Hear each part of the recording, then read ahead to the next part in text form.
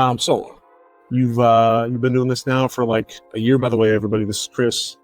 Chris said hi to everybody. There we go. Greetings. You've been doing this how long? Almost a year? Starting in November. November.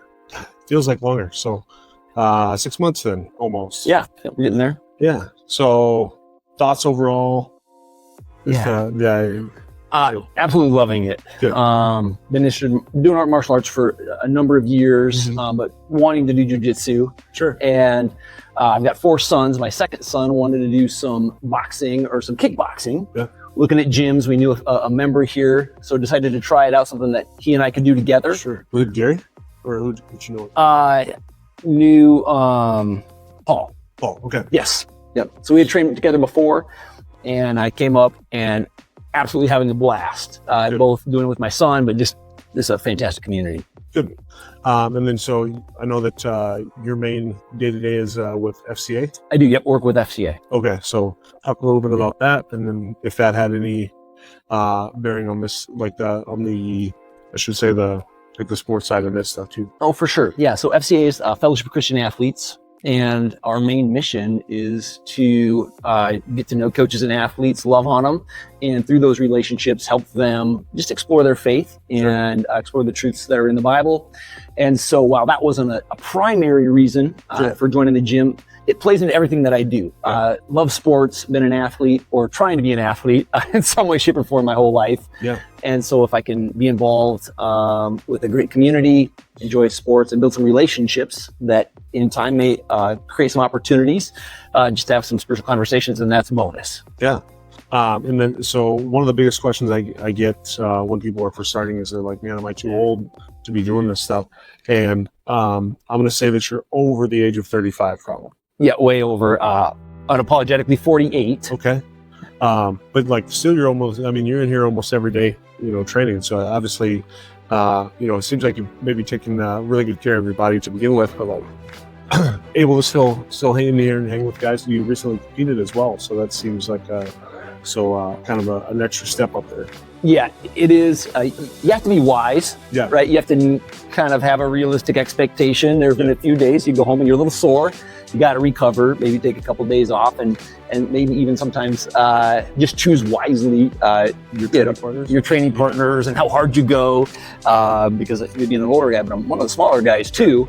And so just be careful. But thankfully, I haven't met anybody in the gym that isn't super kind. Yeah. And nobody's out here wanting to hurt anybody. Yeah. And so we take care of each other. And so I've been able to enjoy it pretty healthy. Good. And that is one of the parts of it is like I think we were talking about this before, that like now that we have more than kind of 200 students, I feel like I get a better shot of kind of grooming, saying like, okay, maybe we're not going to be the best fit for you. Maybe we're not, not the right attitude for you. You should go over to this gym. For those folks that maybe I just don't feel comfortable having in the gym sometimes. So that's kind of nice on that side. It is very interesting to me too, because most of the gyms, when you go nationally, their pro team and their amateur team, or their people that are just casually training, they don't ever train together. And here you're going to train with folks that, Cheyenne, she just had her fight not too long ago. Jeff has his fight this weekend.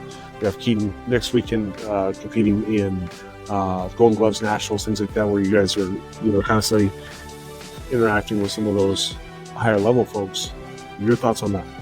It's been actually really fun. Yeah. To get a chance to roll with and train with all levels. Yeah. I knew who Shay was when I came here, but I didn't know who any other people were. Yeah. And all of a sudden you're training with them, and you get a couple training sessions behind you, and then all of a sudden you realize, oh my goodness, this guy's a pro fighter, or this guy's won championships or whatever. And it's super fun to get to interact with them.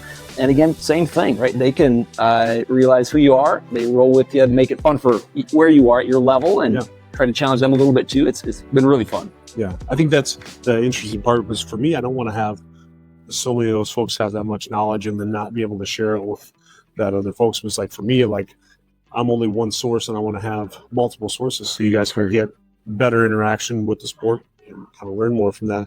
I feel like when it's only coming from that one or two sources, it's very difficult sometimes to learn faster, you know? Oh, that's been actually super helpful. And you don't really know until you get here. Obviously, you learn a lot from the coach who's teaching, but they're walking around but I've learned a significant amount from who I'm rolling with, especially you roll with upper belts, just the little things like, hey, try this, or they do something and you ask them, hey, how'd you get out of that? And they like, well, they just show you. And so it's super helpful.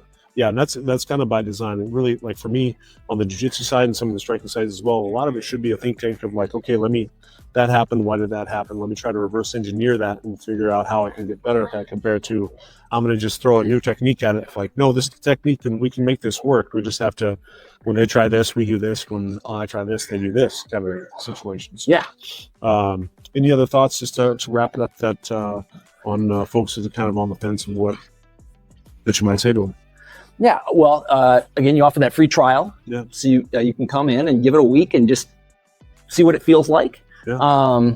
And kind of take it at your own pace. Super welcoming. Seems like there's a pretty steady stream of new people coming in. Yep. And so when you come in, you're not going to be the only one in the room that maybe doesn't know what we're doing. And if you don't know, then the upper belts or somebody else can help you out. So I would encourage you to give it a try. Yeah.